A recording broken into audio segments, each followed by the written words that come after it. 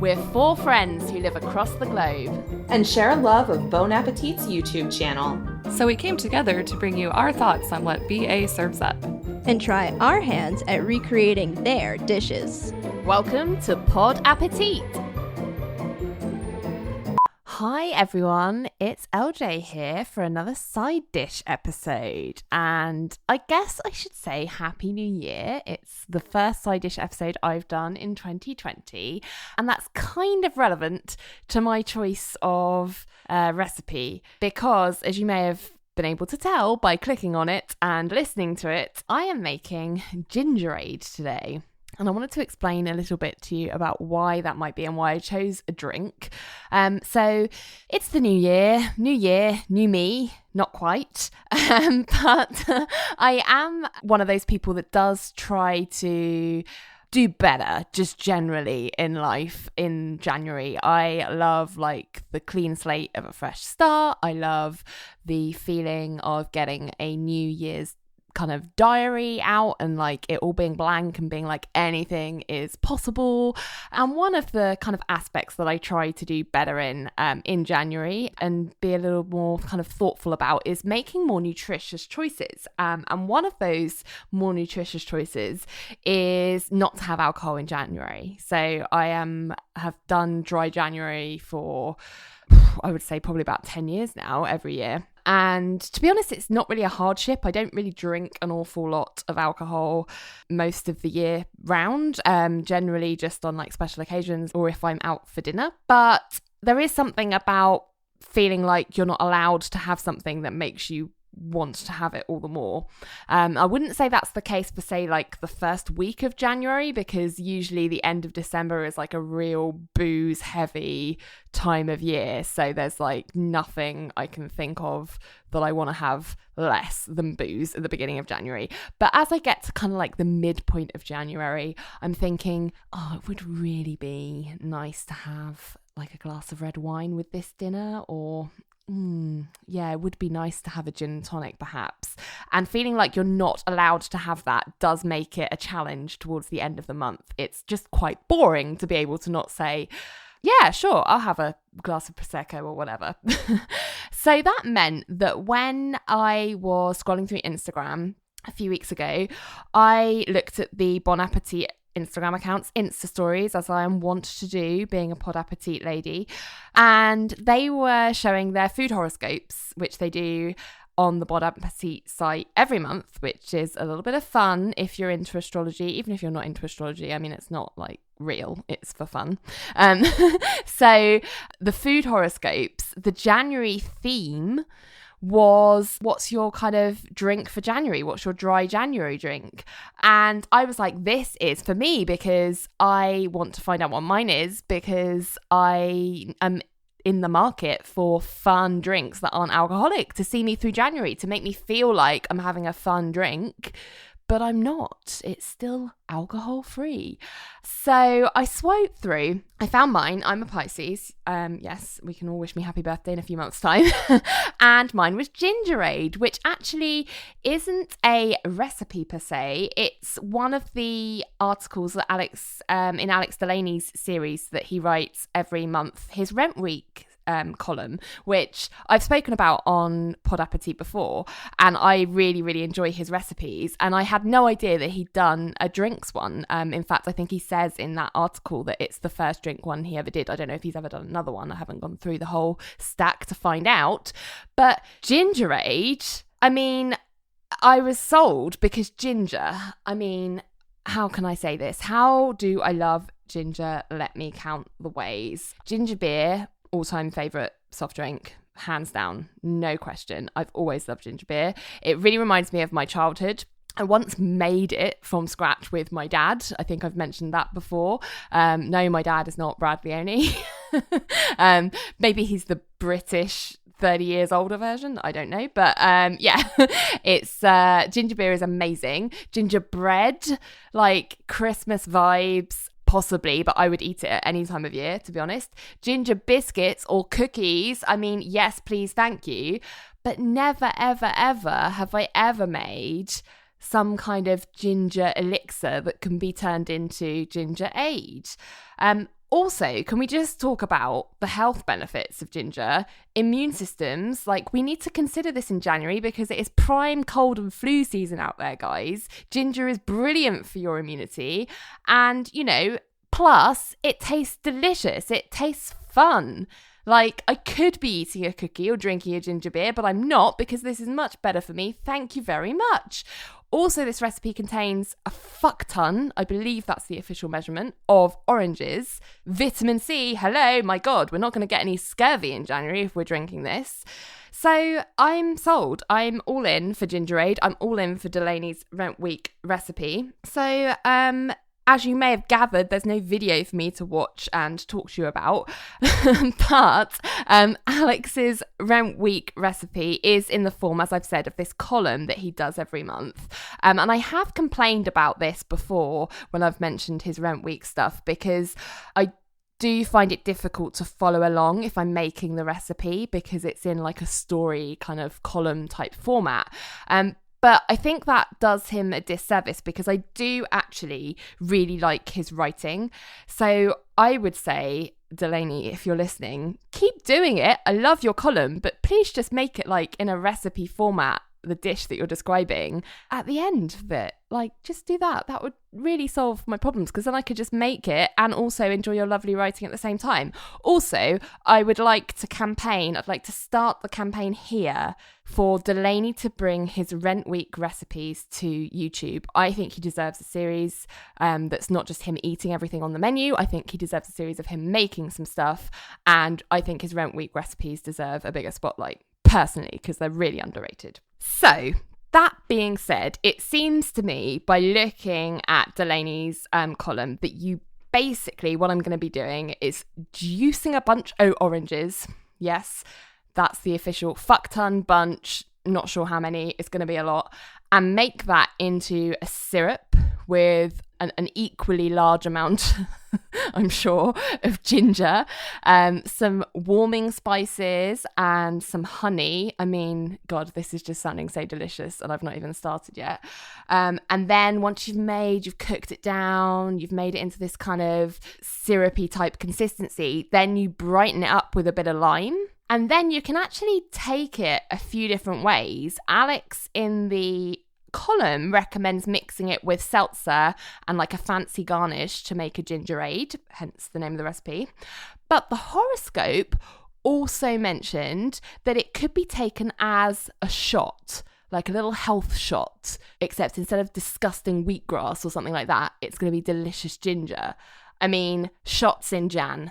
Who knew? Who knew I'd be here? But I am. So I guess my goals at the end of this is I want to ward off my cold and my flu, but I want to make it fancy and feel bougie. So let's see if we can do this. Okay, guys, I'm here in the kitchen. I've got all my ingredients and I'm presented with aforementioned fuck ton of oranges. A fuck ton in the metric system is actually about 9. What Alex calls for in his recipe is actually about 2 cups of orange juice, but he says that translates to around 8 navel oranges. Now, I don't know what navel oranges are, but I'm assuming they're oranges that have been in the Navy, maybe, or have come by boat. I don't know how mine have arrived, but they look like oranges to me, so I'm just going to go with that. So I got a juice with 2 cups. So, right. Listen. Yeah, these look juicy. That's good. Juice me orange. Oh God, it's gone everywhere. On the subject of juicing, I have one of those hand-cranked juicer guys, the kind of yellow long-handled thing that looks like it's a little semicircle dome that you sort of place in between 2 and crush. The one that Andy was kind of vouching for in the juice off that he did with Molly. I don't have the one that you hand squeeze by kind of rubbing it on. You sort of juice them by hand, don't you? You squish them onto a glass or plastic juicer and it collects underneath. I prefer the one with the two pieces that you kind of push together, because I feel like you get more leverage that way, because you're using physics. You're using the kind of, the long handle means that you're getting more juice out, personally. But, you know, you do you. Let's see if it does take 8 of these or whether I need more. I've got 9. Alex Delany asked for 8. He does say before you juice the last 2, use a vegetable peeler to peel the skin off of the oranges in strips. I think that's for... Actually, is that? It's not for... I thought that was for garnish, but it's not, because I've just seen the next instruction in the article, which is to put the orange peel and the juice in with the water to form the basis of the syrup. Yeah, extra slice of orange peel. Right, well, I'm glad I've read that through, because if I hadn't read ahead, I would have forgotten to do that and thrown all my orange peels away or juiced my oranges before I got any orange peels. So let's remember that. So maybe if I keep back, I forgot to cut my next orange, I just put it in the juicer hole. That's hilarious. I don't know how far I was expecting to get with that, but yeah. Let's try and keep back some peel from more than 2 then. It's actually quite a delicate job juicing, because you don't want the juice to go everywhere. You want it to collect in the receptacle that you're juicing into. So I hope everyone's having a good 2020 so far. Mine's been pretty chill, actually. I haven't really done a lot. I'm working from home for the whole of January, which has been quite nice, but I am going a little stir crazy now. I do feel like I need to see some people, so I'm looking forward to moving into a new office in February. But there are obviously benefits to working from home. One of the benefits to working from home is you don't have to keep saying Happy New Year to every new colleague you meet from now until February. I don't know at what point it's...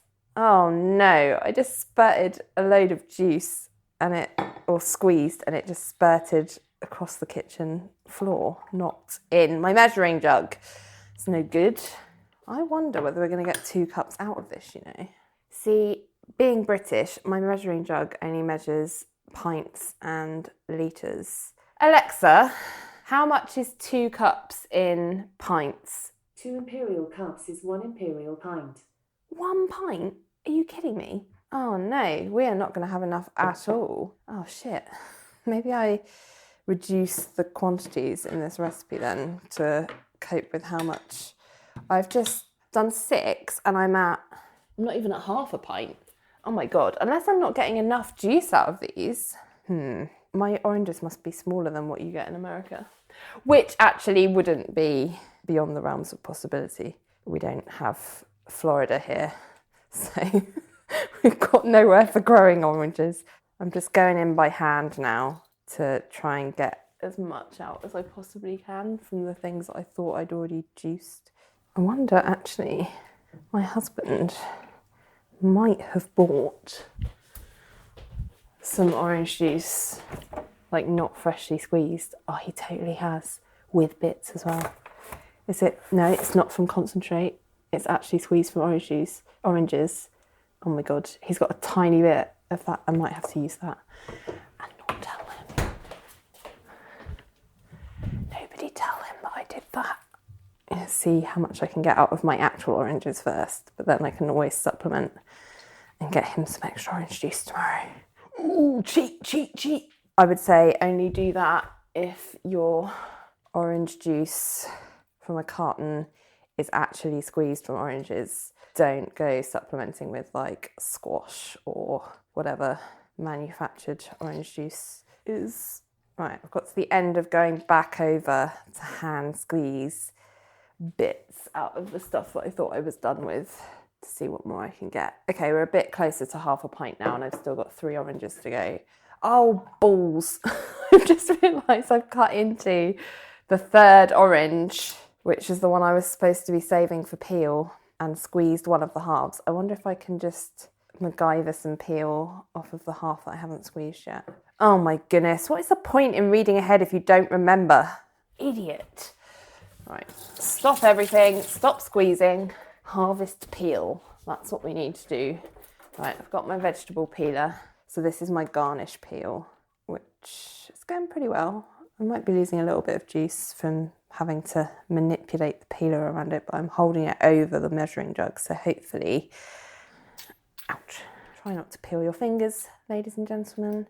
I got some strips off, but really I should have remembered and not cut that orange. Okay, and now with the remaining 2 oranges, I'm going to cut my peel again. Right, final orange. I am going to try and attempt to peel the peel off in one length. I don't know if this is going to work. I don't know if I'm skilled enough for this. Oh God. I'm doing it. Still in one piece. Oh yeah, come on. I'm going around the middle. I started at the top, now I'm going around the kind of equator of the orange. Oh my God, am I doing it? I think I might be doing it, guys. I'm doing the final bit around the bottom. This is where stuff that you've peeled starts to get in the way of your hand. Oh my God. I'm right at the bottom. Oh God, this is it. Yes! Oh my God, I did it in one peel. I'm so happy. Oh, that made me happier than it probably should have done. Okay, let's juice these final peeled oranges. Let's get them in the jug. Get them in the jug. Okay, final orange being juiced. Hurrah! I thought we'd never get here. The most challenging part of this whole juicing experience has been getting the juice to go in my measuring jug and not all over the counter. Maybe Molly's right. Maybe that is the drawback of these types of juicers. Because I guess if you're juicing down onto the point of a juicer by hand, you can control spurtage. Okay, I've got a lot of orange skins just sitting in my sink. Let's pop them away into the bin.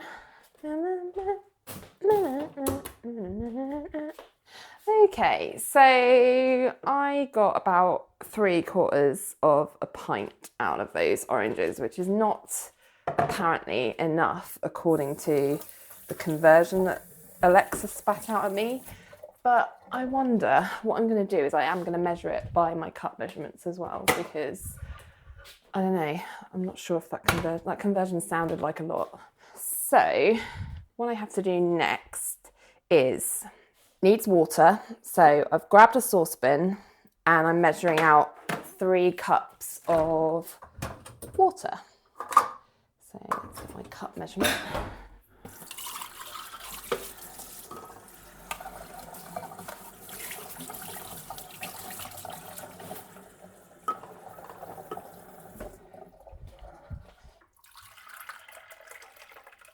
Get 2 cups of orange juice. So, it says put the peels in as well. I'm going to put the long peel in that I peeled. I'm going to save the nicest looking other peels for garnish. I've got some orange peel in the water. Now I'm trying to measure if I've got enough orange juice. So I want 2 cups. So 1 cup. I think I'm going to need to supplement. Yeah, I've got like 1.5 cups. Okay, all right, I hear you. I'm supplementing with my husband's extra orange juice. Oops, there we are. Now we need our ginger. Alex in the instructions, feels weird calling him Alex, doesn't it? He should be Delany. I don't think anyone ever calls him Alex. Does Claire call him Alex sometimes? Who knows? Anyway, Delany says in his instructions that usually a recipe calls for just a small bit of ginger. Well, this is not just any recipe, he says. This calls for a lot of ginger. So I have to hand a lot of ginger. He says you want 10 ounces, which he says he recognises that is a lot of ginger to peel, but we actually do need to peel it and we just need to get through it. And he even specifies why we peel it, because obviously, as we know, Molly has been a great advocate for not peeling ginger, not needing to peel ginger in a regular kind of recipe. But what we want to do in this recipe is infuse the liquid and the syrup with the ginger and it can't do that if it's got peel on. It can't get to the flesh of it because the flesh is what's got the flavour. So we have to peel it. So that's a lot of ginger to peel. So I'm going to do it right now. I don't know how you guys peel ginger, but I basically just kind of slice it off. I think I was really like confused by the concept of peeling ginger because it's so knobbly and like gnarly as an object. Obviously you want to try and avoid getting rid of too much of the flesh in doing that at the same time. Also, when a piece of ginger is like super knobbly, you can just like cut the knobbles off and then it's easier to peel. Where does ginger come from? Is that a stupid question? It probably is. Like, is it from a tree or is it in the ground? It looks like a root vegetable. It wouldn't surprise me if it was in the ground, but I don't actually know. I forgot to have lunch today and it's nearly dinner time. So if you hear my stomach rumbling, just, you know, bear with. What you could do with all these ginger peelings is probably like make a ginger tea or something out of them, because they still like have that ginger flavour, I think, or at least smell. I'm done. Right. So he said that once your ginger is peeled, you can either grate it or you can slice it into thin medallions, which is totally fine and what I usually do. So that is what I am going to do as well. So chopping all the ginger. Oh my God, I love ginger so much.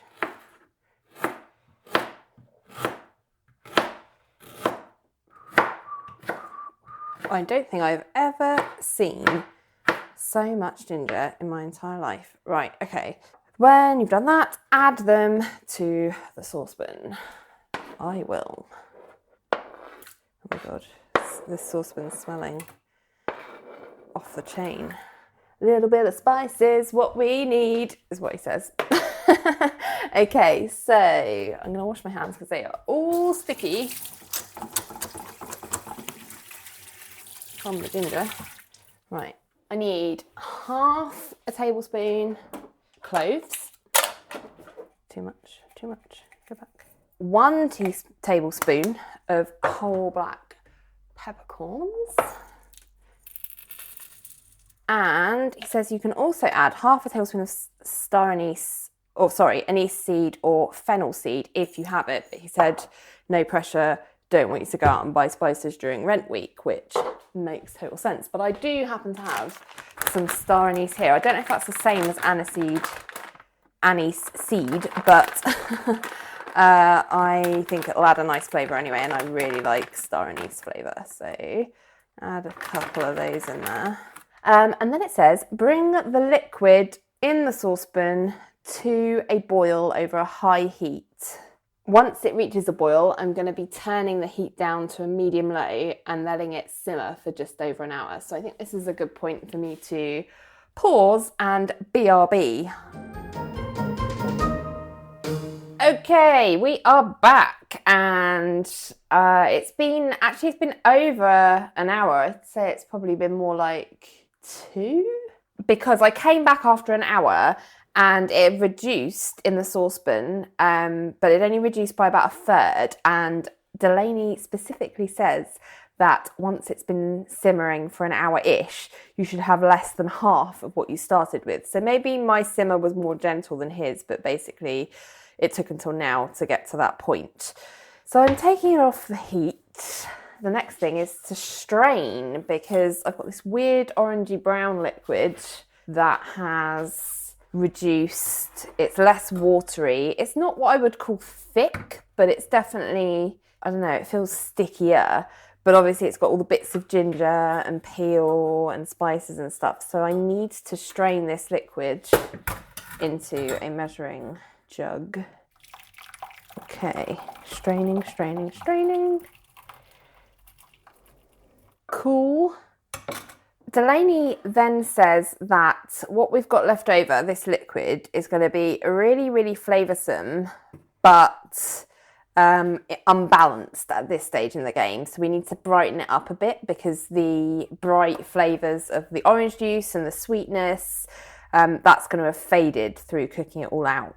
So we need to bring that back. So what we need is 2 limes, juice of those.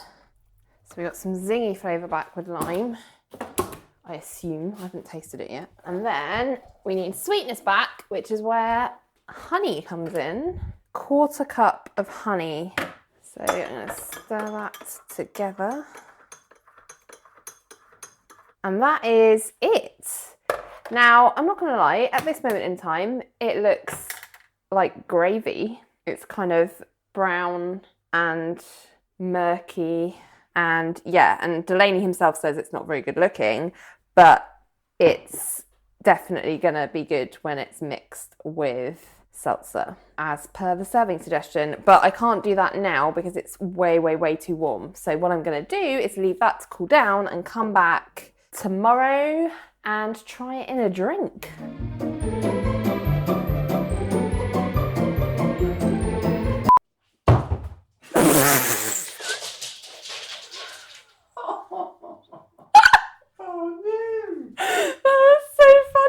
Oh my God. Wally, what have you done? Look what you've done here. Wally. One of our cats knocked over their cat tower and it scared the other one, except she was on a wooden floor, so she was just scrabbling around for like 30 seconds before she could run out the room. Right.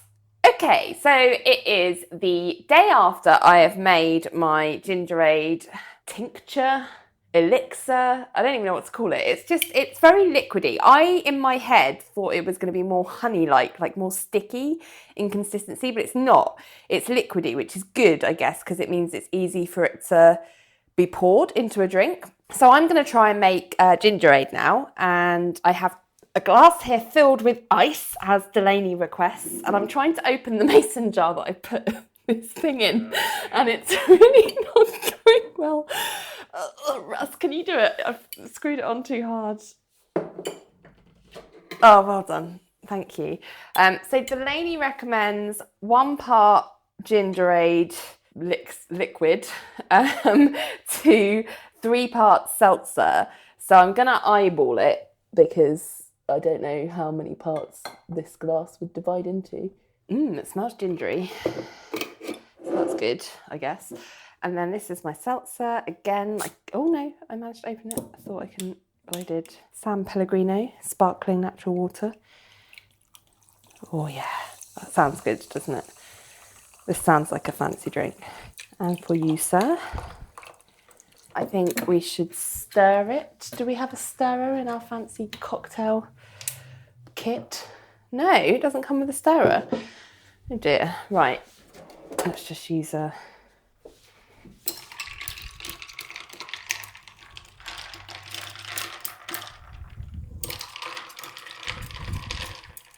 It says to garnish with orange peel or lime. I'm going to do lime for this one. I think I'm going to save my orange peel for taking photos. It definitely feels like a cocktail, do you not think? Russ is nodding because he's shy. He's just kicked me on the butt because he's shy but aggressive. So this is going to sound weird if you don't say something. You've got to say something, Russ. Okay, there's a lime wedge. Okay, it's just gone in. That's fine. I don't need to make it look pretty because this one's not... I'm not going to take photos of this. Right, okay. Cheers, sir. Cheers. Cheers. Ooh, ginger. I want to get down to the bottom. I can't really taste anything more than just ginger. I know there's a lot of flavour going into it, and it smelled a lot of like star anise. Yeah. When you were reducing it, but the one I'm getting at the moment is just the ginger. Okay, stir it a bit and see. Oh yeah, when you stir it, you get more. You get more. Yeah? Yeah, there it is. It just wasn't very well stirred. Apologies. I'm not a cocktail barista. Is that, what do they call them? Cocktail... No idea. Kings, cocktail queens, cocktail makers, shakers, Waiters. groovers. Cocktail waiters and waitresses. Oh, I like it. It's really nice. It's got a similar flavour to ginger beer, but it's more of a, I don't know, it's just like more medicinal, I suppose. Like more... It's got a hint of that kind of botanical. Dandelion and burdock flavour. Yeah, like it's more botanical. but like in a nice cocktail-y type way without any alcohol being in there. You could put alcohol in it, couldn't you? Oh, for sure, you could put alcohol in it, but the point of this is that it's a dry drink. The next thing I will be doing is trying this as a shot. Now, I'm a bit dubious about this because I feel like it might just blow my brains out because it's so fucking gingery in the seltzer when it's diluted. So I've got a shot glass. I'm looking at my shot glass and it looks quite big compared to other shot glasses I've seen. So I don't think I'm going to fill it up to the top. It's one from Russia. It's, they like things big over there. I've got it about halfway. I think that's about all I can manage. So let's see if I die. Right. I'm not sure about this. It smells nice. I just think it smells really gingery and strong. So I might just cough my brains out. Let's see. Right, I'm going to do it. Whew! Actually, I really like that. But I like ginger. It's very sweet because obviously it's just reduced orange juice and water with a lot of ginger infused into it.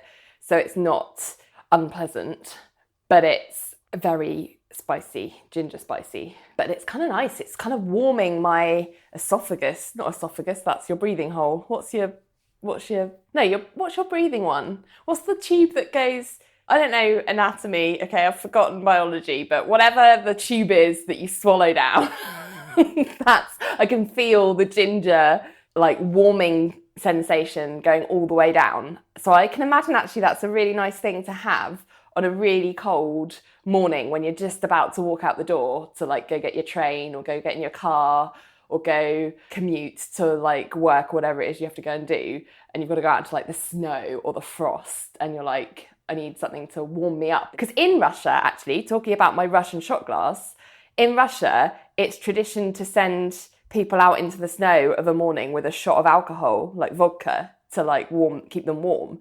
This would do the same job, but be less problematic. So yeah, I think I can call this Gingerade experiment a success. I'm really pleased I've done it. I've got loads left. So Gingerade for days. Gingerade Jan. Bring it on. So it's been about a week. I've had some time to think about things and digest with the aid of my Gingerade. And I've brought in my lovely pal, Pod Appétit lady, co-host Meg, to debrief on Delany's Gingerade, Rent Week Gingerade. Thank you, Meg. Delany. Yeah, Delany. Thank you, Meg, for joining me. Thank you, and thank you for adopting the term pals. It makes me very happy. You're trying to make it happen, and I'm going to support you. So I made Delany's Gingerade. That was what happened. Any questions? Well, great. Well, I have some prepared questions because I'm very curious about this. Okay. So you said that one of the reasons you wanted to make this recipe was that you were going to be doing dry January. Yeah. And first off, I just have to applaud you because I considered doing dry January for a literal hot second. And then I remembered that my birthday is in January, and the idea of a dry birthday just made me very sad. That's sad. But how's it going for you so far? We're a couple of weeks in now. Yeah, it's going really well. I think I said this earlier in the episode. It's been a while since I recorded the beginning of this episode. But I don't actually find dry January a challenge, like in the slightest, usually because the festive period for me is just like back-to-back social engagements that usually involve alcohol of some form or another. And by the time January rolls around, I'm just like done. I'm like, I don't need to drink anymore. I'm not interested in drinking anymore. I need to start considering my body as a temple again and just drinking like things that are good for me. So I'm really not like jonesing for a gin and tonic or anything. So I'm feeling pretty good. But yeah, so I'm not finding it difficult. But there is something about being dry if you're not dry the rest of the time that does feel like, not like a punishment, but it does feel like less fun. And I feel like that does sort of soft drinks and drinks that don't have alcohol in them a disservice, because you can certainly jazz them up a bit. We just don't tend to put the same amount of effort into it culturally. So that's why I like the idea of doing this Gingerade, because I was like, it feels like a fancy special drink, but there's no alcohol in it, and that's, you know, why not? That should non-alcoholic drinks should be just as fun as alcoholic drinks, surely. Hence the newfound popularity of the mocktail, I suppose. Right, yeah. But even mocktails, I feel like you only really have them if you're out, right? Like, rarely do people think, oh, I'm going to make a mocktail at home. Like, you might mix a drink at home. You might, think about, like, some kind of garnish on your... like, my husband's a really big fan of whiskey, so he loves making old fashions at home and usually likes to have the ingredients on hand. But I can't think of many people who are like, my favorite mocktail, I'll make sure I keep those ingredients I definitely feel like mocktails currently occupy the space of having an option for people who don't typically drink at all, but they want something fancy. So I totally agree. I think that is kind of the role of mocktails right now, but I would love to see fancy non-alcoholic drinks that we want to make at home. Yeah, for sure. So getting into the recipe, you shared a couple of lovely pictures and the prepared drink looks beautiful. But as you were making it, you said that it looked like gravy. Yeah. Yeah. So the actual syrup that is the basis of all of the drink, the flavor portion of it, it looks like once you're done simmering like your orange juice and your spices and your ginger, and you've strained it all out and whatever, it just kind of looks like I strained it into a measuring jug to kind of see how much I had, and it did look like when I make gravy. It's like exactly the same color, a very similar consistency, maybe slightly thinner and runnier and looser than gravy, but it's exactly that color, like weird browny orange like sludge color. So it doesn't look like the most appetizing thing you could put in a drink, but I think you can probably see from the pictures of the finished kind of mocktail, shall we say, when you mix it with I mixed it with seltzer, it dissipates a bit, so it's less like sludgy and more kind of, I don't know, it just takes the brownness out of it a bit. It looks a bit more like ginger beer, maybe, like that kind of paler color. Well, Delany did describe it as murky brown in the recipe, so it sounds like you were right on track. Exactly. When it got to the end and it was like, oh, it looks not very appetizing, well, check, yep, got that. I see you've made it with seltzer, you said. Is this the only preparation you've had of it so far? No. So seltzer was my favorite. I had it with lime as a garnish, which was, I think, possibly my favorite one because I tend to have limes on hand more than I have oranges. The other way that Delany suggested doing it was with some orange peel, which I also did. I also did it with both of those together, which is what I photographed. They were all nice because it just added that bit of freshness to bring the kind of syrup to life a bit, because I think without it it's a bit just a bit sweet. I just think it needs a hit of sour, you know what I mean, to add back in there. So the citrus fruit really does that nicely. This isn't detailed in Delany's Rent Week article or column, but in the horoscope that BA do, where I found this recipe, it suggested in the text in the copy of the horoscope that you could have the syrup as like a shot. So I tried it like that, and I was really quite apprehensive before trying it as a shot because it smelt very gingery, and I hadn't had it. I'd only sort of tasted a bit of it mixed with the seltzer at that point, and I was just a bit like, I feel like it was quite gingery diluted. So as a shot, this is going to like blow my head off. I'm going to be like coughing. You know, when you have like that hit of ginger and it's just like too much. I was quite apprehensive, but actually it wasn't too gingery. The thing that kind of I didn't like about the shot preparation was that it's very sweet because it's basically just boiled down orange juice, some water, and ginger and spices, and that is very, very syrupy. It was almost like taking a shot of syrup, which sounds like it might be delightful in theory, but in practice it's just like, I don't know, too sweet for me. I felt like that wasn't my favorite idea. I much preferred it diluted with the seltzer, and it was just a nicer taste. The concept sounds good to me because I've definitely gotten those little so-called wellness shots at like Whole Foods or what have you, and it's just a little shot of ginger or turmeric or something. But yeah, now that you mentioned it, the syrupy consistency might not be so great. It's not syrup it's not thick and like viscose like syrup. It is like pancake syrup or whatever. It's still like goes like water, like it's very liquidy, but it's just sticky and just very sweet. So I was just like questioning like the wellness properties of that as a suggestion. I was like, is this really doing me good, or is it just like just what they wrote in the copy for the for the horoscope, just to have I something mean, to as say? the former and current copywriter for food, it's probably just the copy trying to make it sound good. But I would say the seltzer preparation was really good. I really liked it as a drink. I think it's one of those drinks that's quite nice to have before dinner in place of, say, like an aperitif or something you'd have while you were waiting for dinner to be served. If you were having friends around or something, that would be quite a nice thing to have. Maybe a palate cleanser Yeah. if you're doing a multiple course meal. Totally, because it's actually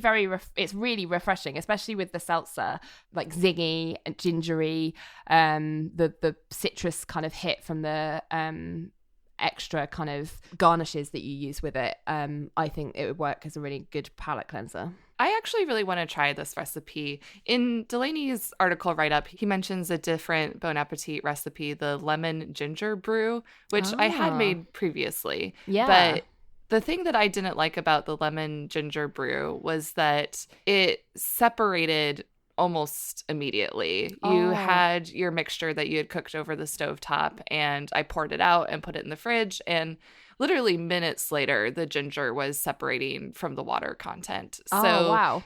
Yeah, so even when I prepared myself a drink with, say, seltzer, or even just pouring this over ice, as I was drinking it, it would separate. So it wasn't the most pleasant experience. So I wasn't sure if I did it incorrectly or what was going on with that. But it sounds like you have not had this experience with this recipe. No, not at all. And in fact, my only regret is I didn't make more of it, because it's all out now. Between me and my husband, we've used it up. It yields quite a few drinks. I think we had about 6, like 3 each, maybe with my shot as well included in that.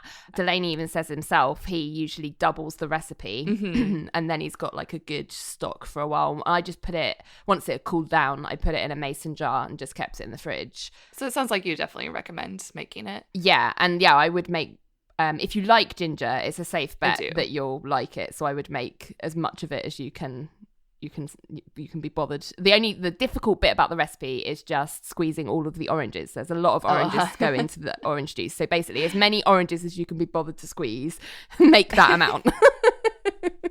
Have you reconsidered your juicer setup? Yes, that is one learning I've had from this recipe, actually, because as we know from discussions about juicers prompted by the videos on Bon Appetit, there's an ongoing debate in the test kitchen as to whether the long-handled kind of juicer where you sort of put the half of your citrus fruit in it and you sort of squeeze it over the top and the levers kind of do the work for you, versus the kind of one that sits over a measuring cup and you kind of have to squish it, rotate it onto a glass or a plastic juicer sort of semicircle thing. There's a debate as to which is better. I've always been pro the lever one, and that's the one that I've got, because in my head I was like, well, the levers do most of the work for you, so you're not it's just less work, because you're not having to like screw anything onto anything, you haven't got to put any elbow grease in it, it's literally just clamp it down and out comes your juice. But since doing this recipe, I've now noticed the benefit of the other method, which is that you can kind of control where your juice is spurting better if you're the one doing it with your hand, because with the lever version of the juicer that I was using, I was finding that unless you do it very carefully and clamp it quite slowly, the juice spurts over the counter more than it does into whatever receptacle you're collecting it into. And I was having to do it very kind of carefully and gingerly to actually, yeah, exactly, pun intended, to actually collect the full yield and not have it spurt everywhere. So I think those lever versions are good if you're only got like a couple of lemons or a couple of limes or something. If you're doing a huge amount of citrus fruit, like this called for, I think, 8 or 9 oranges, and you definitely need to kind of save every drop. Every drop's important. That other juicer would be of more use here. But, maybe I just need to get another juicer and have both versions. I think in theory, you're absolutely right. Or you can be like me and have the Molly-style hand juicer that collects it into a measuring cup and be studiously juicing your lemons and then accidentally tip the whole cup over and get rid of your entire yield. That is not ideal. I don't know what I would have done if I'd done that with this orange juice. Well, awesome. I'm glad to hear it turned out so well. And I'm looking forward to more Delany drink recipes. Yeah, I really like Delany's writing and I really enjoy him more and more. I think I'm like you. You've been the first to point it out, but actually I'm warming to him more and more in the videos in Bon Appetit. So I really would love it if he brought his Rent Week stuff to video. I just think the recipes that he does in his Rent Week column are really tasty, really underrated, really budget conscious, which are like tick, tick, tick as far as I'm concerned. And because he's such a great personality on the YouTube videos and people like him, let's start the campaign. Yeah, I would be for a solo Delany episode. Well, he does have the one of everything, but I guess he's never done the recipe videos. Yeah. It sounds like you might be interested in making this recipe yourself, Meg. So I look forward to hearing how that goes if you do. Yeah, and I look forward to hearing how the entirety of Dry January went for you at the end of the month. Yeah, if by January the 31st I'm like, give me a drink, Meg, then you'll be the first to know. Thanks for listening to Pod Appétit, a Bon Appetit fancast. We'd love to hear from you, so find us on Twitter, Instagram, and Pinterest at pod_appetit. And on Facebook at Pod Appétit Podcast. You can also email us at podappetitpodcast@gmail.com and find all of our episodes on our website, podappetitpodcast.com. Until next time, the test kitchen is closed. Are you into history that's strange, weird, bizarre, creepy, and crazy? Maybe even spooky and scary with some monsters and mystery sprinkled in? Then You Totally Made That Up is the podcast for you. It's just like the name says. We tell you stories that are so unbelievable, they sound like someone must have totally made them up. Here's the thing, though. We don't focus on legends and lore. Our tales are filled with names and dates and all the facts we can find. So they're true stories, even when things try to take a supernatural, paranormal turn.